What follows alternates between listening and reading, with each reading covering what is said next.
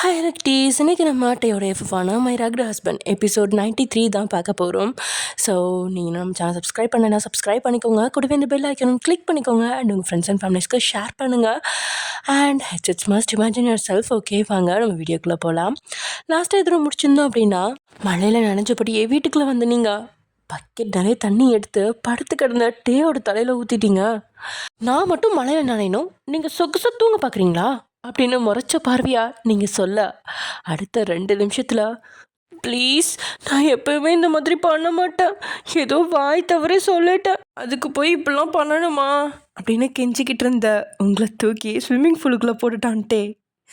கொலகார புருஷன் ஒரு பக்கெட் தண்ணியை ஊற்றுனதுக்கு இப்படி தூக்கி வந்து ஸ்விம்மிங் பூலுக்குள்ளே போட்டானே, இவன் மனுஷன் உருவத்தில் பிறந்த மிருகம் தான் அப்படின்னு மனசை அவனை திட்டி தீக்க நீங்கள் முறைச்சி தீக்குறீங்க.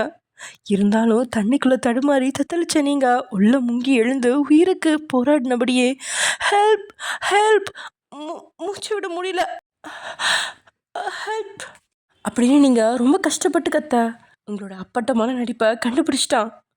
ஆழமான குளத்துல உள்நீச்சல் அடிக்கிற உங்களுக்கு 10 அடி ஸ்விம்மிங் பூலில் நீச்சல் அடிக்க தெரியலையா அப்படிங்கிற மாதிரி கையை கட்டிக்கிட்டு அவனும் மலையில் நனைஞ்சபடியே நிற்கிறான்.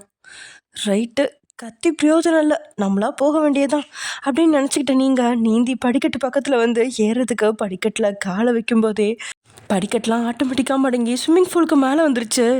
இதனால் அதை பிடிக்கவும் முடியல, ஏறவும் முடியாமல் தத்தளிச்சுட்டே பார்த்தா அவன் கையில் தான் ரிமோட்டை வச்சுருக்கான். சரியான மெக்கானிக் குப்புசாமி, ரொம்ப தான் பண்ணுறானே அப்படின்னு புருவத்தை உயர்த்தி பார்க்குறீங்க தன்னுடைய டெரர் பீஸ் கணவரை. இப்போ உங்களுக்கு என்ன பிரச்சனை அப்படின்னு நீங்கள் கேட்க, மன்னிப்பு கேள்வி அப்படின்னு சொல்கிறான் பல்ல அரைச்சபடியே. அவன் செஞ்சது தவறு அப்படின்னு மன்னிப்பு கேட்கலாம், தாங்கிட்ட மட்டும் மன்னிப்பு கேட்க சொல்கிறானா அப்படின்னு ரோஷமா. முடியவே முடியாது, காரில் பேசாமல் அமைதியாக வந்தேன்னு என்னை பாதி வழியில் இறக்கி விட்டுட்டு வந்த கொடுமைக்காரன் நீங்கள்.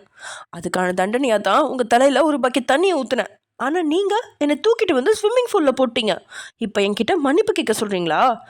நீங்கள் கேளுங்க, நான் கேட்குறேன் அப்படின்னு நீங்கள் கோமா கத்த அவன் வாயை திறந்து ஒரு வார்த்தை சொல்லாமல் உங்களையே பார்த்துட்ருக்கா. காதுலேருந்து ரத்தம் வர அளவுக்கு திட்டுவார். இப்போ ஊமை மாதிரி நிற்கிறத பாரு, ஊமனா மூஞ்சி, உங்களுக்கு ரோஷன் தான் எனக்கும் இருக்கும் அப்படின்னு துளியும் சத்தம் இல்லாமல் முணங்குறீங்க. உங்கள் காதுக்கு கூட அந்த வார்த்தை கேட்டிருக்காது, ஆனால் வாய் அசைய வச்சே நீங்கள் என்ன பேசுகிறீங்க அப்படின்னு கண்டுபிடிச்சிட்டான் டே. ஆனால் எந்த ரியாக்ஷனையும் அவன் காட்டல. தான் கையே தனக்கு உதவி அப்படிங்கிற மாதிரி சைடில் ஈரமாக இருந்தாலும் கையை வச்சு ஊனி நீங்கள் எழும்ப பார்க்கும்போது திடீர்னு ஸ்விம்மிங் பூலுக்குள்ளே இருந்த தண்ணியோட அளவு குறைய ஆரம்பிச்சிருச்சு. இவ்வளோ நேரம் தலை வெளியே தெரிகிற அளவுக்கு தண்ணி நிரம்பி இருக்க இப்போது தண்ணி பாதிக்கு பாதி அளவு ஆகிடுச்சு. 10 அடி ஸ்விம்மிங் பூலில் இப்போது 5 அடி தண்ணி தான் இருக்குது. அதுவும் உங்களோட தலை அளவுக்கு தான் தண்ணி இருக்கா, அகல பாதாளத்துக்கு போனது மாதிரி இருக்கு உங்களுக்கு. திடீர்னு தண்ணி எங்கே போச்சு அப்படின்னு அங்கேயும் எங்கேயுமா மண்டையை சொரிஞ்சுக்கிட்டு நீங்கள் மிதந்தபடியே பார்த்துட்ருக்க. கையால் சடக்கு போடுற சத்தம் கேட்டு தலையை உயர்த்தி பார்க்குறீங்க. மறுபடியும் கையில் இந்த ரிமோட்டை காட்டுறான். அவன் பட்டனை அழுத்தி எப்படி ஸ்விம்மிங் பூலோட படிக்கட்டை மடக்க வச்சானோ அதே மாதிரி இப்போது தண்ணியும் பாதிக்கு பாதி திறந்து விட்டுட்டான். இது எல்லாமே நீங்கள் சுயமாக வெளியே வரக்கூடாது அப்படிங்கிறதுக்காக செய்கிறான் அப்படின்னு உங்களுக்கும் புரிஞ்சிருச்சு. ஒரு சின்ன விஷயத்தில் கூட உங்களை சுயமாக இருக்க விடலையே அப்படின்னு லேசாக வருத்தமாகவும் இருக்கா. விளையாடாதீங்க, ஒழுங்கா தண்ணியை நிரப்புங்க, நான் வெளியே வரணும், இல்லைன்னா ஏனியாவது போட சொல்லுங்க அப்படின்னு நீங்கள் கத்த, மன்னிப்பு கேளு அப்படின்னு சைக்கோ மாதிரி ஒரே வார்த்தையை திரும்ப திரும்ப சொல்கிறாவா. கணவன்கிட்டயே இறங்கி போனாலும் ஒரு அளவு இருக்கு இல்லையா, இதெல்லாம் டூ மச் அப்படின்னு நினச்ச நீங்கள். முடியாது, உங்களுக்கு இப்போ என்ன, நான் மன்னிப்பு கேட்காம வெளியே விட மாட்டீங்க அவ்வளோதானே. நான் உள்ளே இருந்து குழுவில் நடுங்கி செத்து போகிறேன், ஆனால் உங்ககிட்ட மன்னிப்பு மட்டும் கேட்க மாட்டேன். செல்ஃப் ரெஸ்பெக்ட் எல்லாருக்குமே இருக்குது, ஒழுங்கா நீங்கள் இறங்கி வாங்க, நானும் இறங்கி வரேன் அப்படின்னு சொல்லிட்டு அங்கே இருக்கிற ஒரு மூலையில் சாஞ்சு நின்றுக்கிட்டீங்க. உதடு விரைக்க தண்ணியில் கால் மிதக்க பேலன்ஸ் செஞ்சு அப்படியே சாஞ்சு நிற்கிற மனைவியை பார்க்குறான். இன்னும் கொஞ்சம் நேரம் விட்டால் அங்கேயே குளிரில் உறைஞ்சு பனிக்கட்டியாக மாறிடுவீங்க அப்படின்னு தெரிஞ்சு பாவப்பட்டு உதவுற கணவன் அவன் இல்லையே. தலையில் ஒரு பக்கெட் தண்ணியை நீங்கள் ஊற்றுனதுக்கே தலையில் நீங்கள் கல்லை போட்ட மாதிரி அவ்வளோ கொடூரமாக பார்த்தவனுக்கு நீங்கள் மன்னிப்பு கேட்கணும், கேட்க வைக்காமல் விடவும் மாட்டேன் அப்படிங்கிற மாதிரி மழையும் பொருட்படுத்தாமல் அசால்ட்டாக ஸ்விம்மிங் பூலுக்கு ஓரத்துலேயே உட்காந்து காலை உள்ளே நீட்டிக்கிட்டு சேலை உடலில் ஒட்டி நிற்கிற உங்களை ரசிக்கிறான். அடிச்ச மனுஷனா இவர், இறக்கம் வருதா பாரு, ரோஷக்காரர் பார்க்குற பார்வை பாரு, பிரியாணி பொட்டலத்தை நாய் பார்க்குற மாதிரி. இருங்க 2 பேரும் சேர்ந்தே மழையில் நனைஞ்சு நாளைக்கு ஹாஸ்பிட்டலுக்கு ஒன்றா போகலாம் அப்படின்னு கையை கட்டிக்கிட்டு நின்னாலும் டேயோட காலை பிடிச்சு இழுத்து தண்ணியில் போட்டுடலாமா அப்படின்னு உங்களுக்குள்ள இருக்கிற அறைக்கு ஐடியா கொடுத்தாலும் உங்களுக்குள்ள இருக்கிற தேவதை உணர்வு வேணாம், அவசரப்பட்டு உள்ள இழுத்து போடாத, உன் புருஷன் முதல்ல மாதிரி தண்ணிக்குள்ள வந்தா அவன் இருக்கிற கோவத்துக்கு உன்னை கடிச்சே கொண்டுருவான் அப்படின்னு எச்சரிச்சதால அப்படியே நிற்கிறீங்க. இதை மாடி ஜன்னல் வழியா பார்த்துட்டு இருக்கா கண்ணம்மா. அதுவும் கிட்டத்தட்ட 15 நிமிஷமா என்ன நடக்குது அப்படிங்கிறத பார்த்துட்டு இருந்தவளுக்கு ஓரளவுக்கு புரிஞ்சிருச்சு. இந்த ஒய்யனுக்கு கொஞ்சம் கூட அறிவே இல்லை. தம்பிக்கிட்ட கொஞ்சம் இறங்கி போனால் என்ன, சும்மாவே அவர் கோவப்படுவார், அவர்கிட்ட இறங்கி போனாதான் அவர் இறங்கி வருவாருன்னு யோசிக்காம என்ன காரியம் பண்ணுறா அப்படின்னு கொஞ்ச நேரம் திட்டினாலும் அப்புறம் மனசு பொறுக்கல. 1000 தான் இருந்தாலும் நீங்கள் அவளோட தோழி அல்லவா அப்படிங்கிறதுனால லக்ஷ்மியோட பெட்ரூமுக்கு போகிறா. உள்ளே எட்டி பார்த்தா ரகுநாதனும் லக்ஷ்மியும் பெட்டில் தூங்கிட்டு கிடக்கா. அம்மா, லக்ஷ்மி அம்மா அப்படின்னு எக்ஸாம் ஹாலில் முன்பக்கத்தில் இருக்கிறவங்க கிட்ட சந்தேகம் கேட்க சத்தமே இல்லாமல் கூப்பிடுற மாணவி மாதிரி கண்ணம்மா கூப்பிட்றா. ஆனால் ஆழ்ந்து தூங்கிட்டு இருக்கிற லக்ஷ்மிக்கு அந்த சத்தம் காதில் கேட்கவே இல்லை. அது சரி, இடி விழுந்தா கூட எந்திரிக்க மாட்டாங்க போல இருக்கே. இப்போ உள்ள போனால் ரகுநாதன் எந்திரிச்சு கேள்வி மேலே கேள்வி கேட்டு உசுர எடுப்பானே, என்ன பண்ணுறது அப்படின்னு யோசிச்சுட்டு இருந்தவ நியூஸ் பேப்பரை கிழிச்சு சுருட்டி தூக்கி வீசுறா. கண்ணம்மாவோட கெட்ட நேரமோ என்னமோ அது ரகுநாதனோட முகத்தில் வந்து விழ சட்டுன்னு கண்ணு திறக்கிறான். கண்ணம்மா பட்டுன்னு கிச்சனுக்குள்ளே ஓடிட்டா. இனி உங்களை காப்பாற்ற கடவுள் தான் வரணும் அப்படின்னு நினச்சிட்டு டைமை பார்த்தா டைம் கரெக்டாக 12 நெருங்கிட்டு இருக்கு. தூக்கமும் முக்கியம் அப்படின்னு தலையில் பாய விரிச்சவ படுக்கிறதுக்காக போகும்போது கண்ணு தெருகிக்கிட்டு கிச்சனுக்குள்ளே வரா லக்ஷ்மி. லக்ஷ்மி அம்மா அப்படின்னு ஓடி வந்த கண்ணம்மா அவள் கையை பிடிக்க, கண்ணம்மா, என் புருஷனுக்கு பைத்தியம் பிடிச்சிருக்கு. கெட்ட கனவு ஏதோ பார்த்துட்டு ராத்திரி யாரோ அவர் மூஞ்சியில் பேப்பர் தூக்கி வீசினாங்கன்னு சொல்லி என்னை திட்டுறாரு. பிளாஸ்க்கு நிறைய தண்ணி இருந்தாலும் சுடு தண்ணி எடுத்துட்டு வாடின்னு சொல்லி துரத்தி விட்டுட்டாரு. நிம்மதியை தூங்க கூட விட மாட்டேங்கிறாரு கண்ணம்மா அப்படின்னு லக்ஷ்மி புலம்ப. கண்ணம்மா திருட்டு முழிக்கிறா. ஆனால் உண்மையை மட்டும் சொல்லவே இல்லை. அம்மா, தண்ணியெல்லாம் அப்புறம் வைக்கலாம், முதல்ல வாங்க, உங்கள் மருமக உயிரே அங்கே ஊசலாண்டிட்டு இருக்கு அப்படின்னு பார்த்த விஷயத்த அப்படியே சொல்கிறா லக்ஷ்மி கிட்ட. அட, இதெல்லாம் ஒரு விஷயமா கண்ணம்மா, அதுங்க ரெண்டும் சின்னஞ்சிருசுங்க, விளையாடிட்டு இருக்காங்க, இதை போய் சீரியஸாக எடுத்துக்காத அப்படின்னு சொல்லிட்டு லக்ஷ்மி ஹாட் வாட்டர் பியூரிஃபையர்லேருந்து தண்ணியை கப்பில் அவள் நிரப்ப அவள் கையில் இருந்து தண்ணியை வாங்கி கீழே வச்சவ. அம்மா, விளையாடாதீங்க, வயன் வேணா சின்னஞ்சிருசு மாதிரி இருக்கலாம், டே தம்பி அப்படி கிடையாது, உங்கள் மருமக இன்னும் கொஞ்ச நேரத்தில் செத்துருவா, அவள் தண்ணிக்குள்ளே விழுந்து கிட்டத்தட்ட 28 நிமிஷம் ஆச்சு அப்படின்னு கண்ணம்மா சொன்னதும் லக்ஷ்மியோட இதயம் அப்படி பதறிடுச்சு. அடிப்பாவி, இவ்வளோ லேட்டாக சொல்கிற, என் மருமகளுக்கு சளி பிடிச்சிக்கும் அப்படின்னு கையில் துண்டை எடுத்துக்கிட்டு லக்ஷ்மி படப்படன்னு வீட்டுக்கு பின்னாடி கொடையோடு ஓட அவளுக்கு பின்னாடி இருந்து ஓடுறா கண்ணம்மா. திடீர்னு ஓடி வந்த லக்ஷ்மி சடன் பிரேக் போட்டு நிறுத்தினதுல அவன் மேலே மோதி நிற்கிறா கண்ணம்மா. என்னாச்சு, போகலையா அப்படின்னு அவள் கேட்க கண்ணம்மாவோட காதை பிடிச்சி திருகி ஸ்விம்மிங் பூலில் கை காட்டுறா லக்ஷ்மி. கண்ணை அந்த பக்கம் திருப்பிட்டு அதிர்ச்சியில் கண்ணை 2 முறை தேய்ச்சி விட்டுட்டு மறுபடியும் பார்த்த கண்ணம்மாவோட கண்ணுக்கு தெரிஞ்சுது ஸ்விம்மிங் பூலில் தண்ணி நிரம்பி நிற்க அதுக்குள்ள உங்களை தான் இடுப்பில் தூக்கி வச்சு தண்ணியில் மிதந்தபடியே உங்களோட இதில் கவ்விக்கிட்டு இருக்கா டேயோட உருவம் தான். என்னடா நடக்குது இங்க? கொஞ்ச நேரத்துக்கு முன்னாடி சண்டை போட்டுட்டு தானே இருந்தாங்க, சண்டை எப்படி ஹாட் ரொமான்ஸாக மாறுச்சு அப்படின்னு கண்ணம்மா தன்னையும் மீறி சொல்ல லக்ஷ்மிக்கு 2 பேரும் ஒத்துமையாக இருக்கிறது சந்தோஷமாக இருக்க கண்ணை வேற வெக்கத்தில் சிவக்க.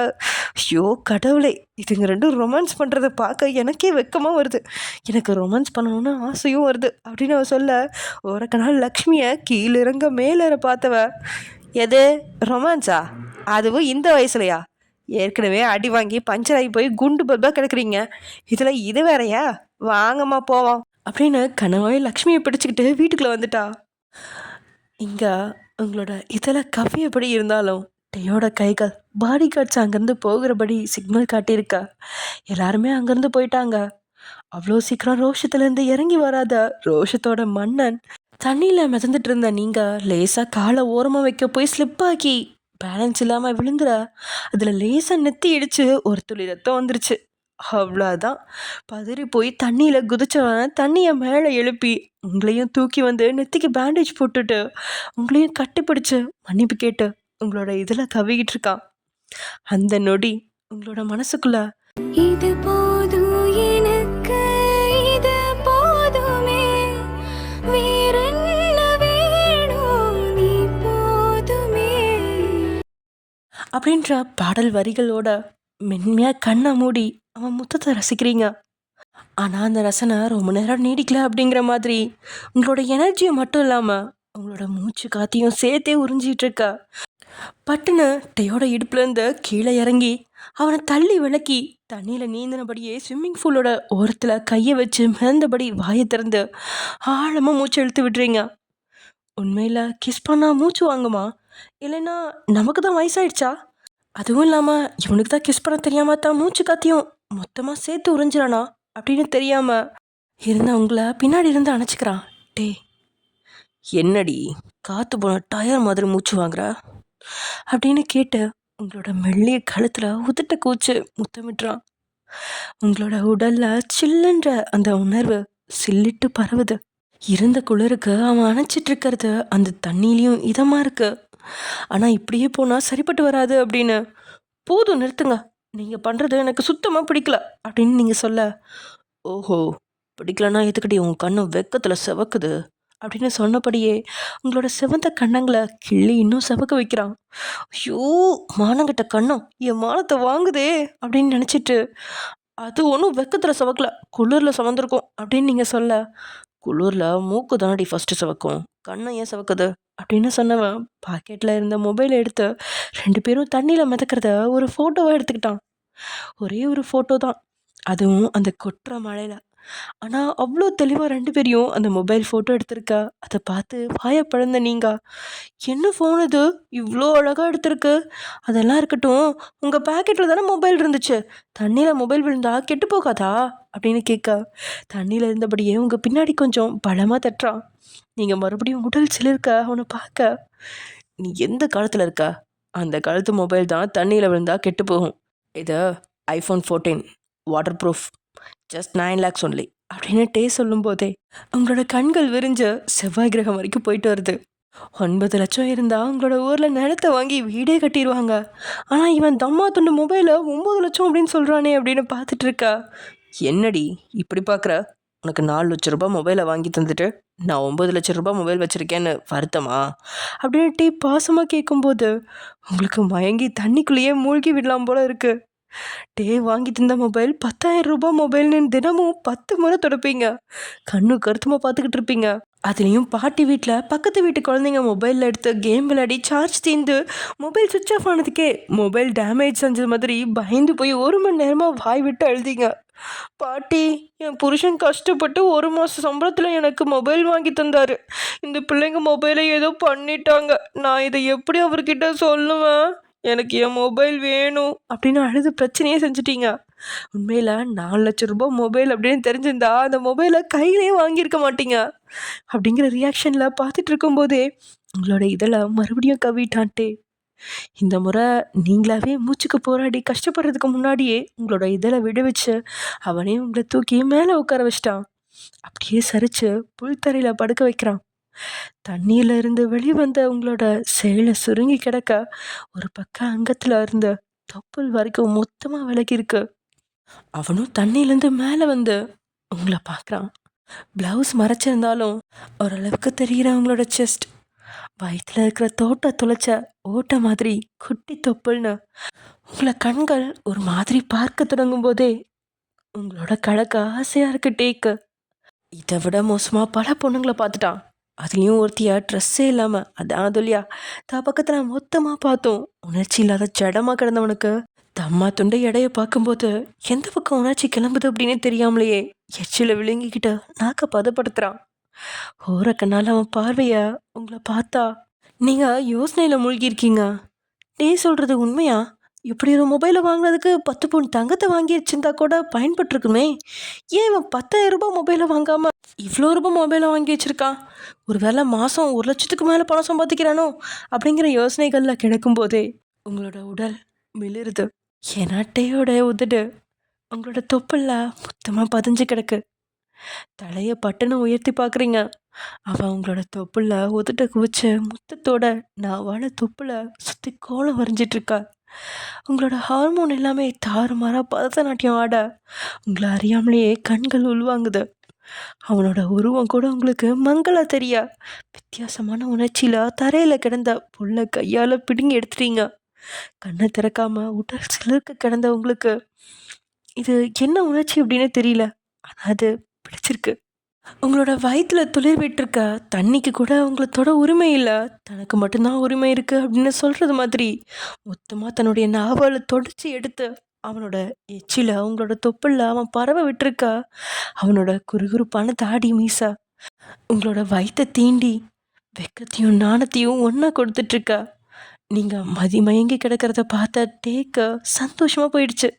தன்னுடைய செயல் மனைவிய திருப்திப்படுத்தினா எந்த கணவனுக்கு தான் மகிழ்ச்சியும் ஆசையும் வராது அப்படிங்கிற மாதிரி இந்த முறை பொறுமையா இல்லாம கொஞ்சம் வேகமாவே இடுப்புல இருந்த சேலை வழியா கையை கீழே இறக்கா. டே முயற்சிக்கா. டைட்டா கட்டியிருந்த இன்ஸ்கர்ட்ல இருந்து அவ்வளோ சீக்கிரம் கை கீழே இறங்கவே இல்லை. ஆனாலும் அவன் கை நுழைக்க முயற்சித்துட்டு இருக்கும் போதே உங்களோட மூளை அலாரம் அடிக்க ஆரம்பிச்சதால அவன் கையை பட்டுன்னு பிடிச்சிட்டீங்க. பெண்மையை தீண்ட ஆவலா இருந்த அவனோட விரல்களை இழுத்து விளக்குறீங்க. என்ன பண்றீங்க அப்படின்னு நீங்க கேட்க, என்ன பண்ணனா என்ன வேணா பண்ணுவேன், திஸ் இஸ் மை ப்ராப்பர்ட்டி அப்படின்னு சொல்றான். உங்களை கண்களால் மொத்தமாக பருகினவரே உங்களுக்கு முறைச்சு பார்க்க வேண்டிய இடத்துல வெக்கம் வந்து தொலையா. ஐயோ கடவுளே அப்படின்னு இந்த முறை கொஞ்சம் உஷாரா கண்ணை சவக்காம எப்படியோ சமாளிச்சிட்டீங்க. உங்கள் ப்ராப்பர்ட்டியாக இருந்தாலும் பப்ளிக் பிளேஸில் இந்த மாதிரி பண்ணக்கூடாது. பக்கத்தில் பெரிய பில்டிங்லாம் இருக்குது. யாராவது பார்த்துட்டு இருந்தால் என்ன நினைப்பாங்க? வீடியோ எடுத்து நெட்டில் போட்டால் எவ்வளோ பிரச்சனை வரும் தெரியுமா? போன வாரம் கூட ஒரு அக்கா குளிச்சுட்டு இருக்கிறத ஒரு சின்ன பையன் வீடியோ எடுத்து யூடியூப்பில் போட்டான். அது எவ்வளோ பெரிய பிரச்சனை ஆச்சு தெரியுமா அப்படின்னு நீங்கள் சின்ன குழந்தையா கம்ப்ளைண்ட் செய்கிறீங்க. உண்மையில் நீங்கள் மெச்சூரிட்டியாக பேச முயற்சிக்கிறத விட உங்களோட இந்த குழந்தைத்தனம் தான் பிடிச்சிருக்கு. இந்த காலத்தில் பொண்ணுங்கள்லாம் வேணும்னே அவங்க குளிக்கிறத ஃபோட்டோ எடுத்து சோஷியல் மீடியாவில் போடுறாங்க. அதெல்லாம் தெரியாமல் இன்னும் சின்ன பிள்ளை மாதிரி என்னைக்கோ ஒரு நாள் பார்த்த யூடியூப் செய்தியை ஞாபகப்படுத்தி சொல்லிட்டு இருக்கீங்க. உங்களால் தனக்கு எந்த நிலைமையிலையும் துரோகம் செய்யவே முடியாது அப்படின்னு டீயோட மனசுக்கு புரிஞ்சாலும் பல காலமாக பயந்து கிடந்த அவனோட மூளைக்கு அது புரியல. இப்போ என்ன சொல்ல வர? பப்ளிக் பிளேஸில் ரொமான்ஸ் பண்ணக்கூடாது, 4 சவுத்துக்குள்ள பண்ணணும்னு சொல்கிற அப்படித்தானே அப்படின்னு கேட்டுக்கிட்டே உங்களை தன்னுடைய 2 கைகளாலையும் தாங்கி பிடிச்சு தூக்குறான், சின்ன குழந்தை மாதிரி. கண்கள் மலங்க மலங்க பார்த்து நீங்க, அது வந்து நான் அப்படி சொல்லலை, நீங்க அப்படின்னு தடுமாறும் போதே உங்களோட கழுத்துக்குள்ள உதட்ட வச்சு வருடி கூச்சத்தோட கலந்த வெக்கத்தை கொடுக்குறான். ப்ளீஸ் டி, ஃபர்ஸ்ட் நைட் தான் வேண்டான்னு சொல்லிட்டா, ரொமான்ஸாவது பண்ணலாம்டி மை டியர் பொண்டாட்டி அப்படின்னுட்டே ஹஸ்கி வாய்ஸில் கேட்குறான்.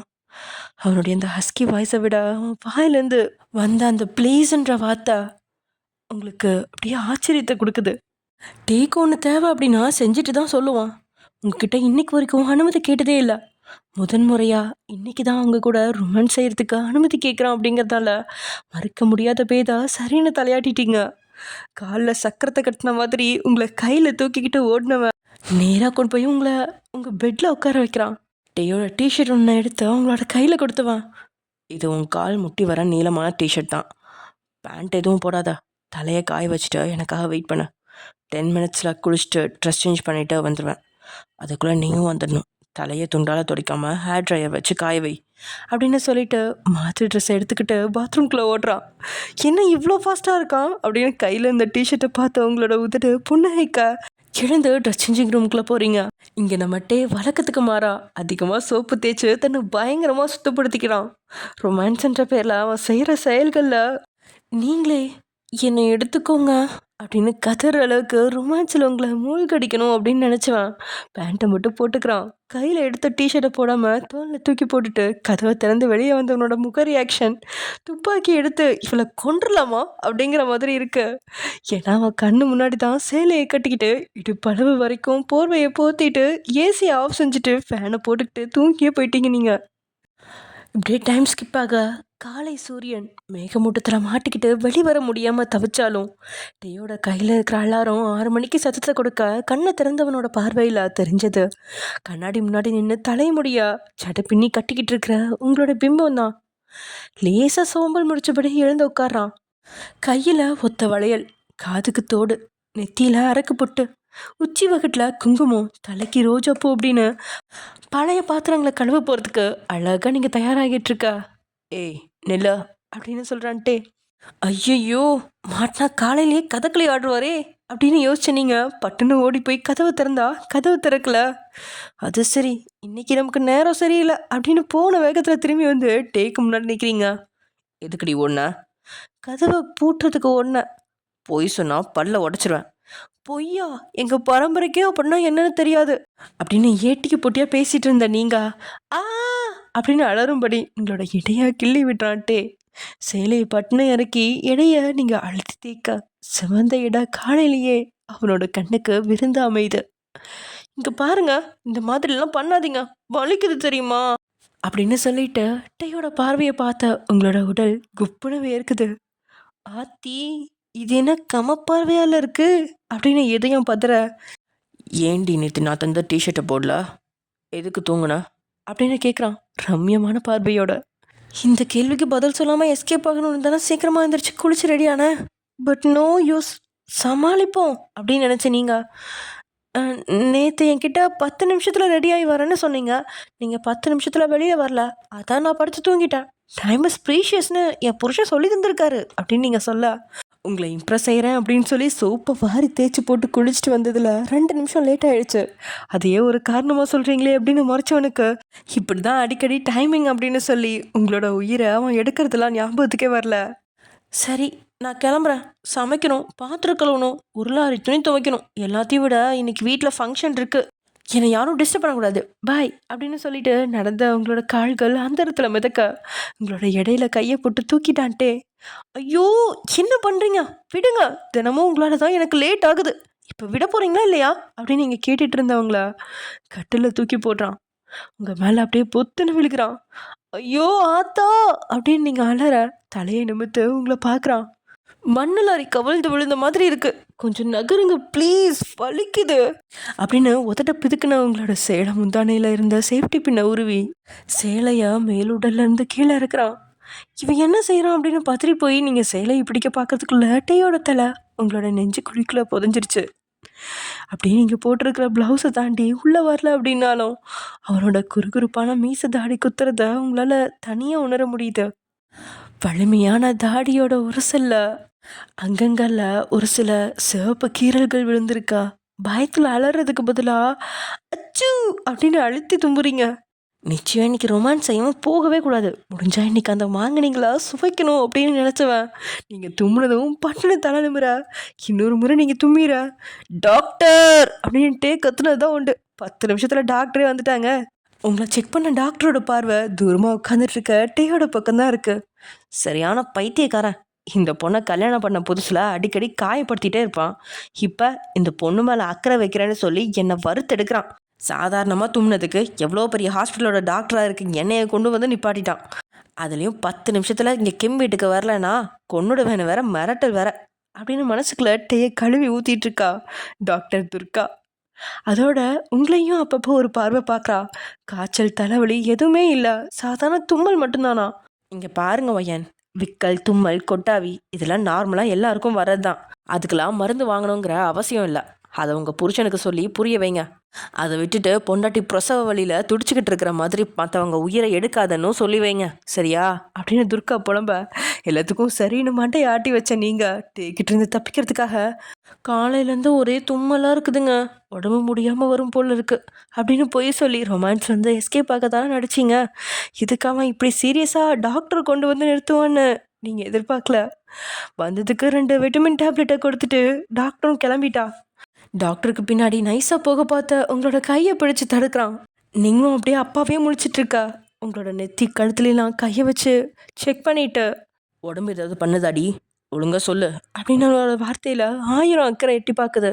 ஏன்னா நேற்று ரொம்ப நேரம் மழையில் நனைஞ்சிருக்கீங்களே, அதனால தான் பயப்படுறான். இல்லைங்க, தும்மல் மட்டும்தான் இருக்குது அப்படின்னு நீங்கள் சொன்ன பொய்ய அப்படியே மெயின்டைன் பண்ணுறீங்க. வேற ஏதாவது போய் சொல்லியிருந்தா கண்டிப்பாக சந்தேகப்பட்டிருப்பான். பசிக்குது, உடல்நிலை சரியில்லை அப்படிங்கிற வார்த்தையை சொன்னால் அவனுக்கு சந்தேகமே வராது, கவனிப்பும் பலமாக இருக்கும். Okay, I can understand. காலையிலேருந்து ஆஃப்டர்நூனுக்குள்ளே எல்லா வேலையும் முடிச்சுட்டு ஆஃப்டர்நூன் படுத்து தூங்கியிருக்கணும். யாராவது வேலை சொன்னாங்கன்னா அதை செய்ய போகாத, முகத்தில் அடித்த மாதிரி நான் ரெஸ்ட் எடுக்க போகிறேன்னு சொல்லிட்டு வந்து படுத்துருக்கணும் அப்படின்னு மிரட்டலாக சொல்லி உங்களோட நெத்தியில் முத்தத்தை கொடுத்து மனைவியை கிச்சனுக்கு அனுப்பி வைக்கிறான். மெல்லிய புன்னகையோட கிளம்புன நீங்கள் இன்னைக்கு இல்லை பல நாளாக பார்க்குறீங்க. டே எப்பயுமே உங்ககிட்ட ஓய்வு எடுக்க சொல்லுவான். ஆனால் வீட்டில் இருக்கிற ஆண்கள் அப்படி நினைக்கணுமே. பொண்ணுங்க ஒரு செகண்ட் ரெஸ்ட் எடுத்தாலே ஆண்களுக்கு மூக்குக்கு மேலே கோவம் புடச்சிக்கிட்டு வர பொண்ணுங்களை தேவையே இல்லாத வேலைகளை எல்லாத்தையும் செய்ய வச்சு அவங்களோட உயிரை வாங்குறதுல ஆண்களுக்கு 100க்கு 100 மதிப்பெண்கள் கொடுக்கணும். அந்த அளவுக்கு அராஜகம் காட்டுவாங்க. இப்படியே டைம் ஸ்கிப் ஆகுது. அன்னைக்கு நாளும் முடியுது. அன்னைக்கு நைட் எப்பயுமே 7 மணிக்கு வரவன் இன்னைக்கு கொஞ்சம் லேட்டாக 8 மணிக்கு தான் வரான். ஏன்னா ஆஃபீஸில் அவனுக்கு ஆடிட்டிங் நடந்துட்டுருக்கு. அவன் வீட்டுக்கு வந்த உடனே லக்ஷ்மி எப்பயும் போலயே ஜூஸ் கொண்டு வந்து கொடுத்துட்டு ஒயனுங்கம்மா அப்படின்னு கேட்கா. அவள் மத்தியானத்துலேருந்தே என்னமோ மாதிரி இருந்தாப்பா, என்னன்னு தெரில, தலைவலின்னு சொன்னாப்பா, எங்ககிட்ட சரியாகவும் பேசல, நீ போய் பாருப்பா அப்படின்னு சொல்லி லக்ஷ்மி எதுவுமே பேசாமல் அப்படியே அமுச்சு வச்சிட்டா. டேவும் சரி உங்களுக்கு ஏதோ உடம்பு முடியல போல இருக்கு அப்படின்னு சொல்லிட்டு படப்படப்பாக மேலே வந்து பார்த்தா டேயோட காது அப்படியே காந்த குரல்ல மெய் மறந்து நிற்குது. அப்படின்ற பாடலை தன்னுடைய குரல் வளத்துல நிலவு வெளிச்சத்துல பால்கனியில் நின்று கண்ணை மூடி கையை அசைச்சபடியே ஸ்லோ லிரிக்ஸ்ல தேவையான இடத்துல ராகத்தை எழுத்தும் குறைச்சும் அழகா பாடுற மனைவியோட பிம்பமும் குரலும் அவனை மெய் மறந்து நிற்க வைக்குது. உங்களை பார்க்கல, பேசல, குட்டி சண்டை கூட போடல, ஆனால் உங்களோட குரலே தன்னுடைய எல்லா டென்ஷனையுமே குறைச்சிருச்சு அப்படிங்கிற மாதிரி உணர்ந்தவன் சில செகண்ட்ஸ் உங்களை தொந்தரவு செய்யாமல் அங்கேயே நின்றுட்டான். இன்னைக்கு வரமாட்டான் அப்படிங்கிற நம்பிக்கையில் தனிமையில் பாட்டு பாடின உங்களோட கையில் தான் மொபைல் ஃபோன் இருக்கு. அதில் பாட்டு பாடி இன்ஸ்டாவில் அப்லோட் செய்கிறதுக்காக பாடிட்டு இருக்கீங்க நீங்கள். அப்படியே பாட்டு பாடி முடிச்சுட்டு கண்ணை திறக்கவும் உங்களோட கண்களில் இருள் சூழ்ந்த மாதிரி கைகளால் மூடிக்கிறான். வலிமையான கைகள் மென்மையாக அணைக்கும் போதே உங்களோட நெஞ்சு கூட மேலே ஏறி கீழே இறங்குற அளவுக்கு பதறிடுச்சு. டேயோட திடீர் வருகா உங்களோட நாக்கு கூட வறண்டு போக செய்ய இன்னைக்கு பஞ்சாயத்து ரெடி அப்படின்னு நினைக்கும் போது மூடி இருந்த கண்வழிகளை கிழிச்சுக்கிட்டு கண்ணீட்டையோட கைகளை நினைக்கிறது தான் மிச்சம். இருந்தாலும் அந்த படபடப்புலையும் குத்து மதிப்பாக மொபைலை சுவிட்ச் ஆஃப் பண்ணிட்டீங்க நீங்கள். திடீர்னு வடிஞ்ச கண்ணீரோட ஈரத்தில் கண்களில் மூடி இருந்த கைகளை விடுவிச்சு உங்களோட முகத்தை பார்க்குறான். என்னடியாச்சு, மெதுவாக தானே கண்ணை மூடின, அதுக்கு போய் அழுகிற, உடம்பு முடியலையா அப்படின்னு உங்களோட நெத்தியில் கை வச்சு காய்ச்சல் இருக்கா அப்படின்னு சொல்லி செக் பண்ணி பார்க்குறான். அப்படி சொல்லிக்கிற அளவுக்குலாம் எதுவும் காய்ச்சல் இல்லை. தெர்மோமீட்டரையும் எடுத்து பார்த்து சோதனை பண்ணதுக்கப்புறம் தான் நிம்மதி அடையிறான். மொத்தமாக உங்களை கைகளில் தூக்கினபடியே 2 ஸ்டெப் நடந்து போய் ஊஞ்சலில் உட்காந்தவன் உங்களை தன் மடியில் உட்கார வைக்கிறான். உங்களை அப்படியே தன் கண்களில் நிரப்பிக்கிட்டவன் உங்களோட சப்பி கன்னத்துலேயும் நெத்திலையும் முத்தத்தை கொடுத்த. என்ன பிரச்சனை, யாராவது ஒன்று ரெஸ்ட் எடுக்கக்கூடாதுன்னு திட்டினாங்களா அப்படின்னு கேட்டவனோட முகம் உங்களோட கழுத்தில் புதையுது. உங்களோட பதிலை கூட எதிர்பார்க்காம நாவால உங்களோட கழுத்தை வருடிட்டு இருக்கான். கூச்சப்பட வேண்டிய இடத்துல சட்டமாக இருந்த உங்களுக்கு காலையில் நடந்த விஷயத்த சொல்லணும் அப்படின்னு உதட்டு துடிக்குது. ஆனாலும் சொல்கிறதுக்கு மனசு எழலை. ஒரு பக்கம் எதுக்கு ரிலேட்டிவ்ஸ் கூட பிரச்சனை அப்படின்னு தோணுது. இன்னொரு பக்கம் ரிலேட்டிவ்ஸ் மட்டுமா பிரச்சனை, வீட்டில் இருக்கிற ஆண்களும் தானே பிரச்சனை. இப்போல்லாம் உங்களுக்கும் ஒரு சில இடங்களில் டேயோட குணம் புரிஞ்சிருச்சு. தப்பு நடந்தா டே கண்டிக்கிறான். அதை பார்த்து எல்லாருமே பயப்பட்டாலும் அது ஒரு வாரம் தான். அதுக்கப்புறம் மறுபடியும் பொண்ணுங்களை மட்டும் நட்டு தான் செய்கிறாங்க. ரகுநாதனோட கை காலை அவன் உடைச்சிருக்கான். அந்த பயத்தில் ரகுநாதன் 2 மாசமா எதுவுமே பேசல, மாதிரி இருந்தான். ஆனால் இன்னைக்கு தியாவை தரம் தாழ்த்தி பேசிட்டான். ஆனால் சுனில்லாம் சொல்லவே வேணாம். சிரிச்சு சிரிச்சு பேசுகிறவங்கிட்ட வாயிலேருந்து வர வார்த்தை இதய நோயாளியோட கையில் பட்டாசை கொடுத்து வெடிக்க வச்சு கொல்ற மாதிரி தான் இருக்குது. இன்னைக்கு நடந்த மொத்த கதையும் சொல்லி முடிக்கவே 2 நாள் தேவைப்படும் போல. இதெல்லாம் இப்போ தொடங்கினா கூட ஆஃபீஸில் இருந்து வந்ததும் கரிச்சு கொட்டா தொடங்கிட்டா அப்படின்னு தப்பாக பேசிடுவானோ அப்படின்னு நினச்சி இன்னைக்கு யோகா எக்ஸாம் நான் படிக்க போகிறேன் அப்படின்னு நீங்கள் அவன் மடியிலேருந்து இறங்குறீங்க. இவ்வளோ நேரம் அவன் இந்த உலகத்திலே இல்லை, இன்னொரு உலகத்தில் சஞ்சரிச்சுக்கிட்டு இருந்தவன் சட்டுன்னு நீங்கள் தன்னை விட்டு விளக்குனதில் தலைக்கு மேலே கோவம் ஏறிட ஒரு வார்த்தை கூட பேசவே இல்லை. ஆனால் அவன் பார்வை 1000 வார்த்தையை பேசுது. ஆத்தாடி, எதுக்கு முட்டை கண்ணை உருட்டுறாரு அப்படின்னு உங்களுக்கு கைகாலெலாம் பரதநாட்டியம் ஆட தொடங்க எம்பி குதிச்சு மறுபடியும் அவன் மடியில் உட்காந்துட்டீங்க. அந்த பயம் இருக்கணும் அப்படிங்கிற அவன் பார்வையில் மறுபடியும் உங்களோட கழுத்தில் முகத்தை புதைச்சு எச்சில் படாத மீதி இடத்துலையும் அவன் நாவால் வருடி எச்சில் பதிய வச்சு 3 நிமிஷத்துக்கு அப்புறம் தான் விழுகிறான். பொதுவாக டேயோட நாவுப்பட்ட இடம் கூசுதோ இல்லையோ நீங்கள் உடலை நெளிக்க தொடங்குவீங்க. அவன்கிட்ட இருந்து தப்பிக்க 1000 கதை கட்டுவீங்க. ஆனால் இன்னைக்கு அப்படி எதுவுமே செய்யாமல் ஒத்துழைப்பு கொடுக்குறீங்க. இது சந்தேகப்படுவதை விட முகத்தில் எந்த உணர்ச்சியும் இல்லாமல் இருக்கிறீங்க அப்படிங்கிறது அவன் கோவத்துக்கு காரணமாக இருக்குது. வயன், நான் ஒரு வாட்டி கேட்கும்போதே அதுக்கான பதிலை சொல்லிடணும். என்னால் உங்ககிட்ட 10 முறை எல்லாம் கெஞ்சிட்டு இருக்க முடியாது. உனக்கு என்ன பிரச்சனை, யாராவது ஏதாவது சொன்னாங்களா, இல்லைனா மற்ற பொண்ணுங்களை மாதிரி புருஷன் வீட்டுக்கு வந்ததும் மூஞ்சி உம்முன்னு வச்சுட்டு ட்ராமா பண்ணுறியா அப்படின்னு சரவடியாக வெடிக்கிறான். மெதுவாக உங்களோட தலையை தடவி தான் நெஞ்சோட அணைச்சு என்ன பிரச்சனை அப்படின்னு கேட்டால் அழுகையிலே அந்த பிரச்சனை என்னன்னு சொல்ல தோணும். ஆனால் இங்கே ஆரம்பமே அமர்க்கலமாக தொடங்கும் போது எங்கே சொல்ல தோணும், உள்ளுக்குள்ளே பயம்தான் உருவாகுது. தலைவலிங்க, எக்ஸாமுக்கு படிக்க முடியல அப்படின்னு சொல்கிறீங்க நிரம்பின கண்ணீர் விழிகளோட. உங்களுக்கு உண்மையில் தலைவலி இருந்துச்சு, அதனால அவனோட கண்கள் உங்களை முழுத நோட்டமிட்டதில் நீங்கள் பொய் சொல்ல அப்படின்னு அவனுக்கு புரிஞ்சிருச்சு. இதை சொல்கிறதுக்கு தான் இவ்வளோ சீன் போட்டியா? இப்போ மணி 8:45 தான் ஆகுது. 9 மணி வரைக்கும் ரெஸ்ட் எடுத்துட்டு 9:30 வரைக்கும் படி, அதுக்கப்புறம் எக்ஸாம் போடுறேன் அப்படின்னு சொல்கிறான் மனசாட்சியே இல்லாத மாதிரி. அவன் வார்த்தையில் இதையும் உடஞ்சி நொறுங்க. உன் புருஷன் சரியான முட்டா பீஸு, செத்தா கூட கொஷின் பேப்பரை கையில் தந்து எக்ஸாம் எழுதிட்டு போடின்னு சொல்லுவான் போல இருக்கு. வருத்தத்தில் இருக்காளே, சமாதானப்படுத்தணும்னு தோணுதா பாரு. இப்போ என்ன, நான் எக்ஸாம் எழுதி கலெக்டராக ஆக போகிறேன், எப்படியும் கக்கூஸ் தானே கழுவ விடுறானுங்க அப்படின்னு உங்களோட மனசு கேலி செய்து. இவன் மனுஷனே இல்லை, எந்திரம் தான், இவன்கிட்ட எதையும் எதிர்பார்க்க முடியாது அப்படின்னு அமைதியாக கீழே இறங்க நீங்கள் அங்கேருந்து கிளம்பவும், உன் மொபைல் என்கிட்ட தந்துட்டு போ அப்படின்னு கேட்குறான்ட்டே உங்களோட கழுத்து 360 டிகிரியில் சட்டுன்னு திரும்புது. ஏன் திடீர்னு மொபைலை கேட்குறான்? இன்ஸ்டா ரீல்ஸ் போட பார்த்ததை கவனிச்சிட்டானோ அப்படின்னு இதயம் படப்படக்க மொபைலை அழுத்தி பிடிச்சி முதுகுக்கு பின்னாடி மறைச்ச நீங்கள் அவன்கிட்ட மட்டும் மொபைலை கொடுக்குற மாதிரி இல்லை. உங்களோட இந்த செயல் தான் அவனோட முக்கிய சந்தேகத்தை தூண்ட. ஒழுங்கா மொபைலைத்தா, நான் வர்றப்ப நீ எதுக்கு மொபைலை மறைச்ச, எதுக்கு உடனே சுவிட்ச் ஆஃப் பண்ண அப்படின்லாம் நான் கேட்டால் நீ பதில் சொல்ல மாட்டேன்னு தெரியும், ஒழுங்கா மொபைலைத்தா அப்படின்னு கையை நீட்டினபடியே குரல் உயர்த்துறான். அடி பாவி ஒயன், உன் மொகரையும் நீ செய்கிற செயலுமே அவன்கிட்ட எல்லாத்தையுமே மாட்டி கொடுத்துருது. என்னத்தை பண்ண? உங்களோட உயிரெலாம் டாட்டா பை பை சொல்லிக்கிட்டு கிளம்பி போயிடுச்சு வேற உலகத்துக்கு. இப்போ நின்றுட்டு இருக்கிறது உங்களோட உடல் மட்டும்தான். நீங்கள் மட்டும் சோஷியல் மீடியாவில் பாட்டு பாடி அப்லோட் செய்கிற விஷயம் தெரிஞ்சால் என்ன ரியாக்ஷன் கொடுப்போம் அப்படின்னு நினைக்கும் போதே பதறது உள்ளம். டேயோட கைக்கு மொபைல் போகிறதுக்கு முன்னாடி தூக்கி போட்டு மொபைலை உடைக்கலாம் அப்படின்னா மொபைலோட விலை 5 லட்சம் அப்படின்னு சொல்லிட்டான். இதனாலேயே தூக்கி போடவே மாட்டீங்க. உங்களுக்கு தெரிஞ்சது எல்லாமே அங்கேருந்து ஓடணும் அப்படிங்கிறது மட்டும்தான் அப்படின்னு காலை எடுத்து ஓரமாக வைக்க யோசிக்கிறதுக்குள்ளேயே உங்கள் முன்னாடி வந்து நின்றுட்டான். மொபைலை தர சொல்லி உங்ககிட்ட கேட்கவே இல்லை. அவன் பாட்டுக்கு உங்களோட நெஞ்சோட தன்னுடைய உடல் மோத நிற்கிறான். அவன் திடீர்னு இருக்கத்தில் உங்களோட விழிகள் அவன் கண்களை பார்க்க டேயோட கைகள் உங்களோட முதுகுக்கு பின்னாடி போயிடுச்சு. பட்டுன்னு மொபைலை பிடிச்சி வாங்காம இனி வாழ்நாளில் என்றைக்குமே முதுகுக்கு பின்னாடி நீங்கள் எதையும் மறைக்கக்கூடாது அப்படிங்கிறதுக்காகவே வேணும்னே முதுக மறைச்ச இந்த சேலையை இழுத்து கீழே இறக்கி கையை நுழைக்கிறான். திடமான உடலாக இல்லாமல் பச்சை மத்தியாக இருந்த உங்களோட மேனி அவனுக்கு விருந்தாகிட. அவன் கை விரல்கள் உங்களோட முதுகில் துள்ளி குதிச்சு விளையாட பயந்து துடிச்ச நீங்கள் உடலை நினைச்சுக்கிட்டு ப்ளீஸ் என்ன பண்ணுறீங்க அப்படின்னு கெஞ்சவும், தெரியலையா, மொபைலை பிடுங்க ட்ரை பண்ணிகிட்ருக்கேன் அப்படின்னு சொன்னவனோட கைகள் முதுக தாண்டி கீழே இறங்கி உங்களோட பின்னலக தீண்டுது. அழுத்தி பிடிச்சி வர்ணவனோட செயலில் தப்பிச்சு போன நீங்களாவே மொபைல் அவன்கிட்ட நீட்டிட்டீங்க. வெரி குட் அப்படின்னு சொன்னபடியே உங்களோட பின்னாடி தட்டிட்டு கையை எடுத்தவன் மொபைலை வாங்கிக்கிறான். சமீப காலமாகவே அவன் தொடுற போது பெருசாக கண்ணீர் வராது. ஆனால் இன்னைக்கு தான் விருப்பம் இல்லாமல் தொட்ட மாதிரி உணர்ந்த உங்களுக்கு கண்ணீர் துளிர் விட தொடங்கும் போது உங்களோட கையை பிடிச்சி அவனோட சட்டைக்குள்ள நுழைக்கிறான். தப்பு தான், மன்னிச்சிடலாம், கேட்க மாட்டேன். நீயும் என்ன வேணா பண்ணலாம், பண்ணாமல் போகவும் முடியாது, ஏதாவது பண்ணுடி அப்படின்னு சொல்கிறான் பயங்கர எதிர்பார்ப்போட. வேற ஏதாவது மனநிலை இருந்தால் இன்னைக்கு அவன் உடலை திடமாக அளவெடுத்திருப்பீங்க. ஆனால் இப்போது அந்த மனநிலை இல்லாதனால கையை வெளியே உருவிட்டீங்க. டேக்கும் ஏமாற்றமாக இருக்கா?